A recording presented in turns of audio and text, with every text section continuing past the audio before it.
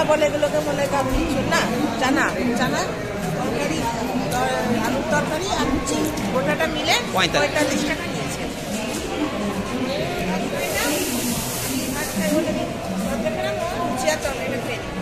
এরপর দিয়ে খাবে ধোসা, ধোসা নেবে আর সাদা ধোসা।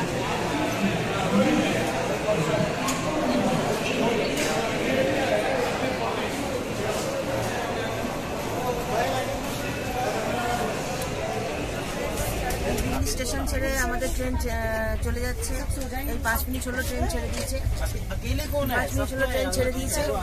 তেমন বাজে 8:25, 8:20 ট্রেন ছেড়ে দিয়েছে। তো আবার কপারগাঁও আমরা নামবো, কপারগাঁওতে, পরের দিন আবার ইটারসি জংশন ট্রেন আমাদের ছেড়ে দিয়েছে। এখন ঘড়িতে 8:30 বেজে গেছে।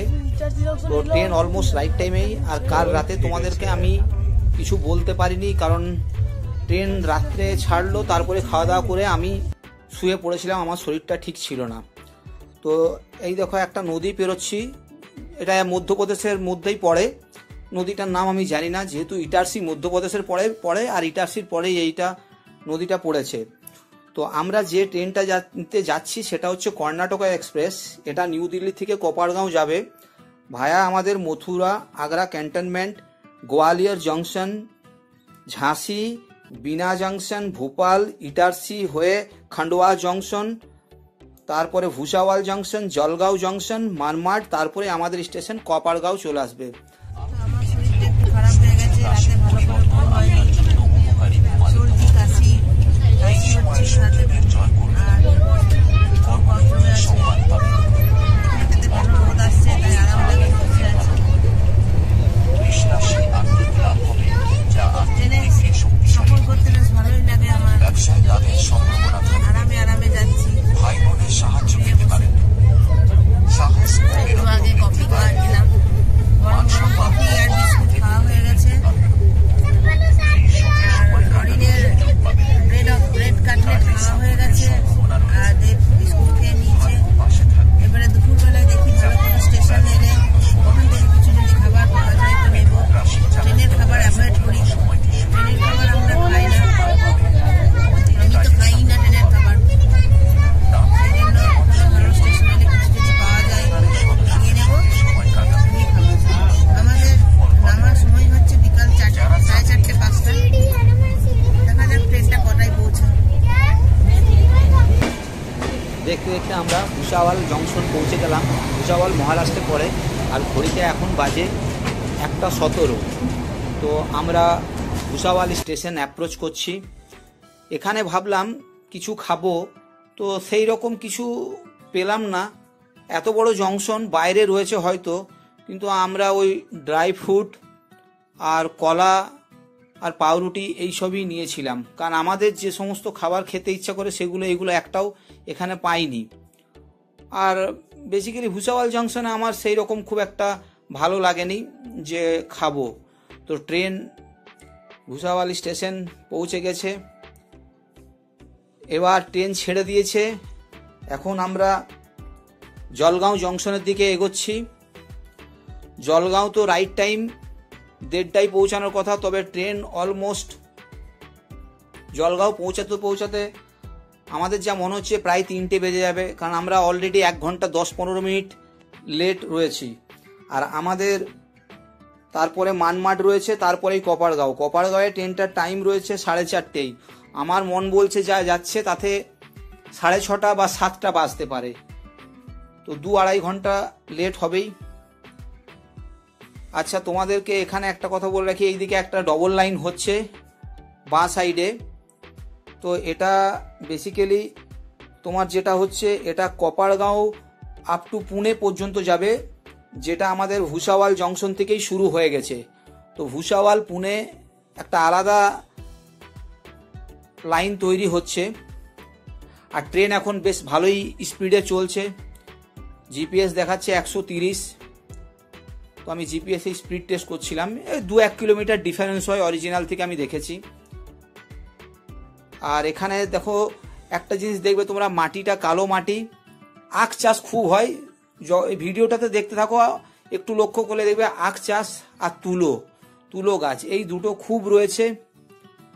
আমাদের যেমন পশ্চিমবঙ্গে ধান চাষ হয় সব জায়গায় দেখা যায়, তেমনি এখানে আখ আর তুলো, এগুলো এক একটা করে ছোট্ট ছোট্ট স্টেশন পেরিয়ে যাচ্ছে। স্টেশনগুলো তোমরা পজ করে দেখতে পারো। তো একটা জিনিস তোমাদেরকে এখানে বলে রাখি, এই যে ভুসাওয়াল, জলগাঁও আর মানমাড এই যে রুটটা, এই রুটে কিন্তু অগস্ত্য মুনির আশ্রম পড়ে। তো এটা আমি শুনেছিলাম, একটা পাহাড় আছে, তো চলো তোমাদেরকে একটু পরেই তোমরা দেখতে পাবে এই পাহাড়টা। তো এই পাহাড়টার নাম কি তোমাদেরকে একটু পরেই বলছি। দূরে পাহাড় দেখা যাচ্ছে, আর একটু আগেই তোমাদেরকে যে বললাম অগস্ত্য মুনির আশ্রম, সেটা আমি একটু পরেই জানাচ্ছি। তার আগে তোমাদেরকে এখানে কয়েকটা জিনিস দেখাবো।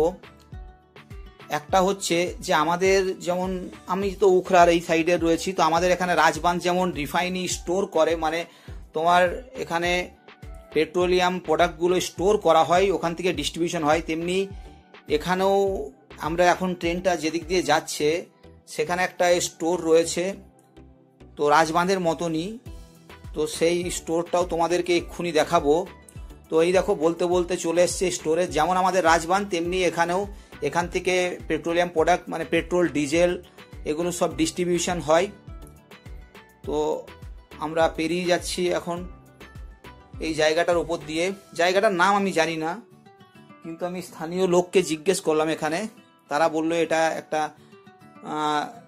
স্টোরেজ রয়েছে যেখান থেকে রিফাইনি হয়ে আসে, এসে এখানে স্টোর করা হয়। একটা ট্রেন দাঁড়িয়ে ছিল। আর এই দেখো এটা একটা ইয়ার্ড।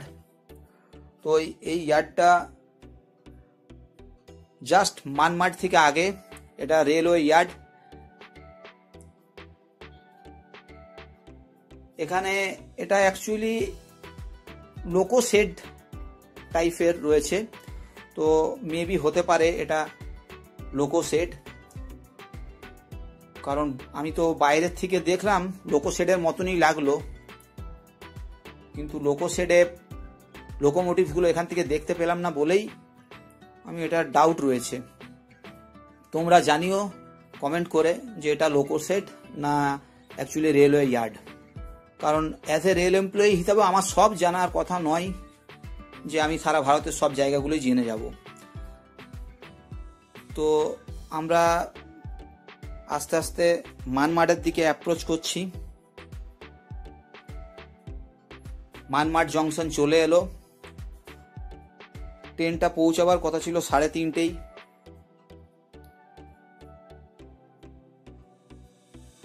তো প্রায় 5:30টার কাছাকাছি বেজে গেছে।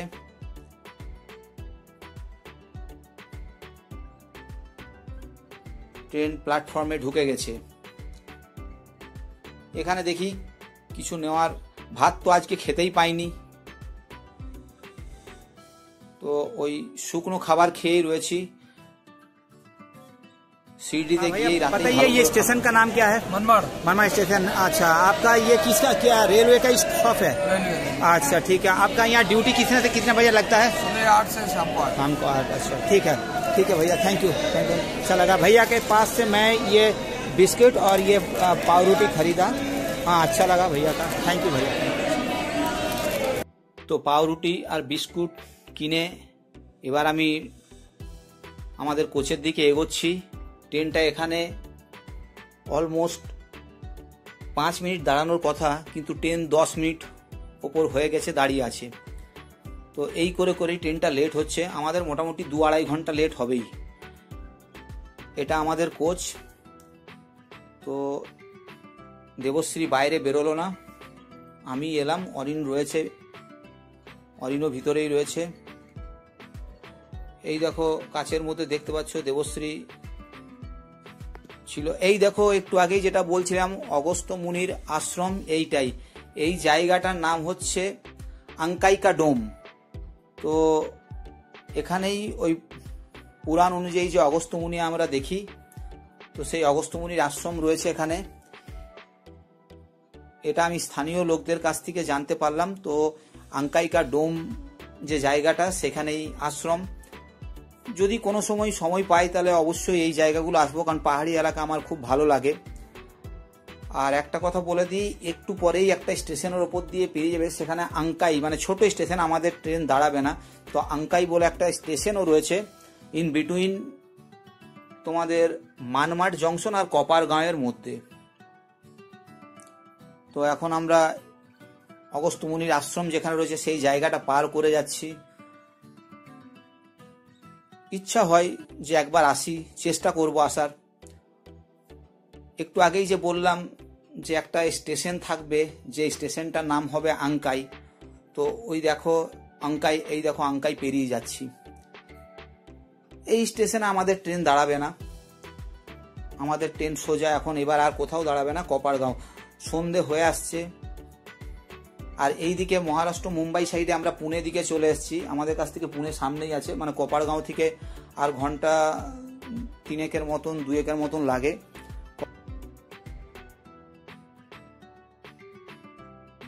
বন্ধুরা, ফাইনালি আমরা আমাদের গন্তব্যস্থল কপারগাঁও পৌঁছে গেছি। এখানে ট্রেনটা দাঁড়িয়েছে, কপারগাঁও ট্রেনটা 5 মিনিটের মতন দাঁড়াবে। নামতে অনেক অসুবিধা হয়েছে, প্রচণ্ড ভিড়, এখানে ওঠা লোক ওঠা নামা সব করছে। তো আমরা এখন এইখান থেকে অটো ধরতে হবে, অটো ধরে আমরা এখন আমাদের শিরডি সাই যাব। টাইম হলো এখন ঘড়িতে বাজে 6টা। এখানে ট্রেনটা এমনভাবে দাঁড়িয়ে আছে, মনে হচ্ছে যেন ট্রেনটা সাইড হয়ে উল্টে আছে। এই জায়গাটা খুব গাঢ়, প্রচণ্ড এরকম হচ্ছে।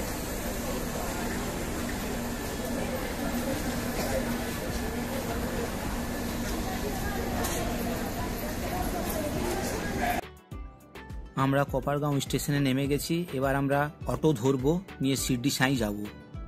আমরা কপারগাঁও থেকে নেমে গেছি, নেমে গিয়ে আমরা যেখানে আমাদের থাকার জায়গা ভক্তি নিবাস, সাই বাবা ভক্তি নিবাস, ওখানে আমরা এসে আমরা উপস্থিত হয়ে গেছি। সামনেই দেখা যাচ্ছে ভক্তি নিবাস। তো আসতে আমাদের টাইম লাগলো প্রায় 1.5 ঘন্টা মতন।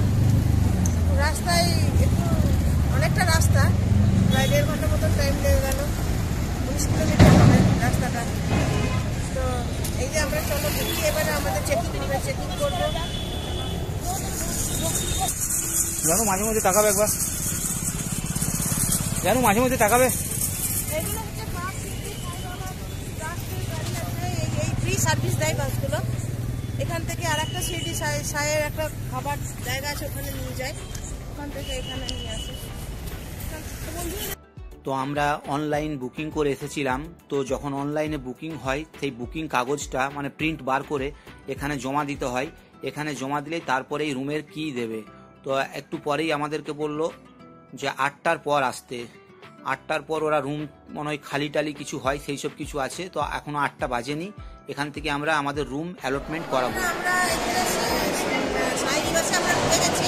তো ঢুকেই আমরা প্রথমে রুমে গিয়ে লাগেজটা রেখে দিলাম, কারণ লাগেজটা রেখে দিয়ে আমরা খেতে চলে এসেছি, কারণ টাইম শেষ হয়ে যাচ্ছে।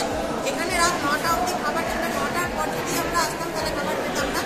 এখানে সেলফ সার্ভিস, নিজেরা গিয়ে এখানে খাবার দিতে হয়। খাবার এখানে গেলাম, লাইন দিয়ে সব খাবার একসঙ্গে নিলাম। নেওয়ার পর আমরা এখানে চেয়ার টেবিল পাতা আছে, এখানে খেতে বসে গেছি। এখানে প্রচুর লোক প্রত্যেক দিন এখানে খায়। এখানে সার্ভিসটা এখানে ফ্রিতে খাবার খাওয়ানো হয়।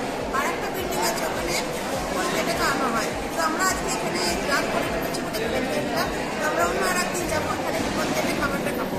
তো দেখো তোমাদের খাবার এখানে কি দিয়েছে, ভাত দিয়েছে, ডাল দিয়েছে, একটা সবজি দিয়েছে, আর একটা ডালের তরকারি দিয়েছে, প্লাস রুটিও দিয়েছে। আমি রুটি নিইনি, ওরা দুজন রুটি নিয়েছে। এত রাত হয়ে গেছে, মানে প্রায় এখন বাজে 8:30 মতন বাজে। এই হল ঘরটা দেখো কত বড়, এখানে প্রচুর লোক একসঙ্গে বসে খেতে পারবে।